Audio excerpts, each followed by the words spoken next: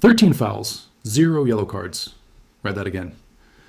On July 4th in Philadelphia, on the 250th anniversary of American independence, France won a football match, and their fans have never been angrier after a victory. The scene was set in sweltering heat, in a city draped in the symbolism of 250 years of history. But what unfolded on the pitch had nothing to do with celebration. For 90 minutes, France were fouled repeatedly, and not a single card was shown to the opposition. This marked the first time since the 1998 World Cup.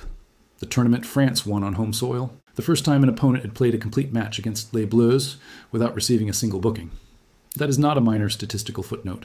That is a record that, under normal circumstances, should never exist in a knockout match at this level. To understand how the day unfolded, the story has to start with how Paraguay arrived in Philadelphia. They had already done the unthinkable. In the round of 32, Paraguay eliminated four-time world champions Germany on penalties, ending the Germans' tournament in one of the most dramatic shootout victories of the competition.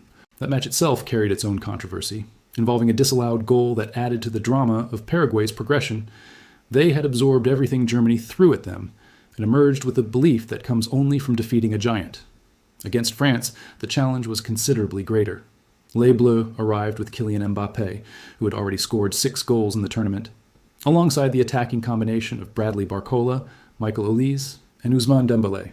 This was widely regarded as one of the most dangerous attacking units left in the competition. Paraguay's plan was visible from the first minute, and it deserves to be described accurately. It was disciplined, it was organized, and it was deeply physical. Paraguay set up in 2 deep defensive lines, closing space and contesting every second ball. They fouled repeatedly, and for long stretches of the match without consequence. Kylian Mbappé was the primary target. As France's captain, and a player whose combination of pace and skill makes him one of the most dangerous attackers in the world, he was subjected to a succession of challenges that grew more intense as the match progressed. The most notable moment came after Mbappé had already converted his penalty, after he had already secured France's passage to the quarterfinals. Juan José Cáceres delivered what multiple analysts described as a deliberate kick on the France captain, a clear, visible act of frustration that required no slow-motion replay to identify. The referee, Ilgiz Tantsev, stood and watched. No card was shown. No warning was given. The live match commentary, unable to conceal its disbelief, stated in real time that how Cáceres had not been shown a card beggared belief. This was not an isolated opinion. Former Premier League referee Mark Clattenberg, speaking from the broadcast studio, was direct in his assessment.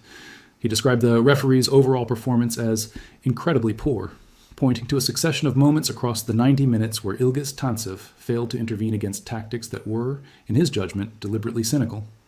Tactics designed specifically to disrupt rhythm and remove individual brilliance through physical means rather than footballing ones. The numbers backed up the criticism. 13 fouls, 0 yellow cards, and France's captain was targeted more than any other player on the pitch. Here is where the story becomes genuinely complicated, because it does not resolve cleanly in either direction. Paraguay did not win. France found a way through, and the penalty that decided the match was itself the center of a separate controversy, one that Paraguay's coaching staff and a portion of the football world viewed as no less questionable than anything left unpunished in the other direction. In the 65th minute, substitute Désiré Doué received the ball inside the Paraguay penalty area. He turned and drove toward goal. There was contact from Diego Gomez. Doué went down. Paraguay's players reacted with visible anger, and their coaching staff on the touchline gestured furiously. Head coach Gustavo Alfaro pointed toward Doué, signaling unmistakably that, in his view, the young France forward had manufactured the fall. The referee initially waved play on, then VAR intervened. The review was swift. Former official Andy Davies, analyzing the decision for Fox Sports, was clear in his assessment. Describing the replay as showing a clear trip, a foul, a correct penalty, VAR had not manufactured an outcome for France. It had corrected an error the referee made in real time.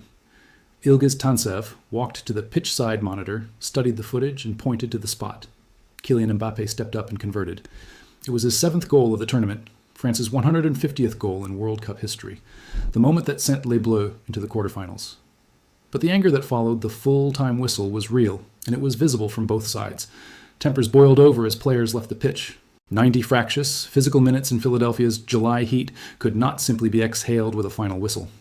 For France's supporters, the fury was directed squarely at a referee who had allowed their players to be repeatedly fouled without protection for the majority of the match. Mbappé was targeted, Barcola was pushed, Dembélé was kicked. Through all of it, Ilgiz Tantsev's yellow card remained in his pocket. For Paraguay supporters, the grief of elimination mixed with a genuine belief. A belief that the single decisive moment of the match, the penalty, was the product of simulation rather than real contact. In their view, their team had competed honestly, had defended heroically, and had come within a single contested call of forcing extra time, only to be denied by a VAR decision they saw as unjust. Two legitimate perspectives, two sets of supporters who felt the football world had failed to protect their team, and a referee who, on the evidence of this match, satisfied almost no one.